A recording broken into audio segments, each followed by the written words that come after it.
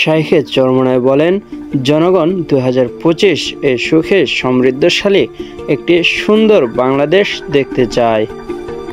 জনগণের মতামতকে প্রাধান্য দিন। ইসলামী আন্দোলন বাংলাদেশের সিনিয়র নায়েবে আমির মুফতি সৈয়দ মোহাম্মদ ফয়জুল করিম শাইখে চরমোনাই বলেছেন, দেশের মানুষ 2025 থেকে এদেশে রাজনৈতিক হানাহানি, ভাঙচুর, আইন শৃঙ্খলা, দলীয় সিন্ডিকেটের মাধ্যমে দ্রব্যমূল্যের ঊর্ধ্বগতি, ছাত্র সংগঠনের তাণ্ডব, জবরদখল, ধর্ষণ, হত্যা, গুম, খুন, চাঁদাবাজি, লুটতরাজ, দুর্নীতি, দুঃশাসন ও সিন্ডিকেটের অবসান চায়। তারা স্বপ্ন দেখে সুখী সমৃদ্ধশালী একটি সুন্দর বাংলাদেশের।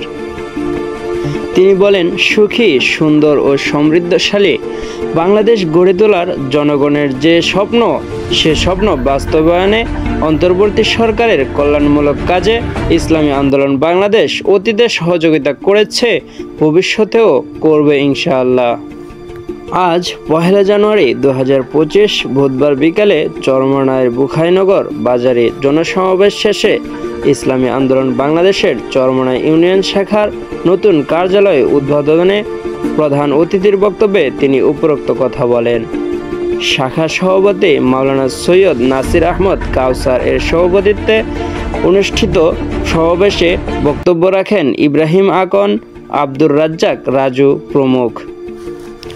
মুফতি সৈয়দ মোহাম্মদ ফয়জুল করিম বলেন, অন্তর্বর্তী সরকার জাতিকে দুর্নীতিমুক্ত নতুন বাংলাদেশের স্বপ্ন দেখিয়েছে, কিন্তু বিগত 5 মাসে উল্লেখযোগ্য পরিবর্তন হয়নি। আমরা আশাবাদী, যথাসময়ে কঠিন ও কার্যকর পদক্ষেপ নিলে তারা সফল হবেন। তিনি বলেন, আগে এক চাঁদাবাজি, টেন্ডারবাজি, দখলদারিত্ব সিন্ডিকেট করে জনগণের রক্ত চুষে নিত, এখন অন্য দল এগুলো নিয়ন্ত্রণ করছে। শাইখে চরমোনাই বলেন, দেশের আইন শৃঙ্খলা পরিস্থিতি উন্নয়নে অন্তর্বর্তী সরকারের ভূমিকা নিতে হবে, জিনিসপত্রের দাম নিয়ন্ত্রণে কার্যকর পদক্ষেপ নিতে হবে। দেশ পরিচালনায় সবার আগে প্রয়োজনীয় বিজ্ঞ রাজনৈতিক ব্যক্তিত্বের। তাই উপদেষ্টা নির্বাচনে তারা আরও সচেতন হতে হবে। বিভিন্ন খাতে ঘাপটি মেরে বসে থাকা স্বৈরাচারের দোসরদের চিহ্নিত করে ভালো ও যোগ্য লোকদের স্থলাভিষিক্ত করতে হবে। ইসলামী আন্দোলন বাংলাদেশ এর সিনিয়র নায়েবে আমির বলেন, দেশের সাধারণ জনগণই অন্তর্বর্তী সরকারকে ক্ষমতায় বসিয়েছে। জনগণের মতামতকে প্রাধান্য দিতে হবে।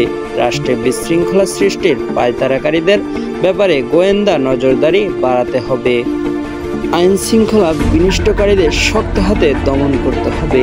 চাঁদাবাজ, খাদ্যদ্রব্যের সিন্ডিকেটকারীদের দলমত নির্বিশেষে কঠোর হাতে দমন করতে হবে। গণমাধ্যমে হস্তক্ষেপ বন্ধে কার্যকর ভূমিকা নিতে হবে। কেউ বিধর্মীদের নির্যাতন করতে চাইলে তাদেরকে কঠোর হাতে দমন করতে হবে। সাদিকুল ইসলাম, উন্মুক্ত বাংলা।